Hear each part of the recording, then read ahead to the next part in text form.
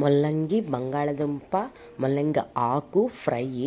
ముందుగా ఇలా కట్ చేసుకొని అందులో పెసరపప్పు పోపులన్నీ వేసుకోవాలి. కరివేపాకు అల్లం వెల్లుల్లి చెదగొట్టి వేసుకొని వేయించుకుని తర్వాత చక్కగా ఫ్రై అయిన తర్వాత ఈ ముక్కలన్నీ వేసి వేగిన తర్వాత కొంచెం సాల్ట్, కొంచెం కారము, కొత్తిమీర వేసుకోవచ్చు. అన్నీ వేసుకోవాలి.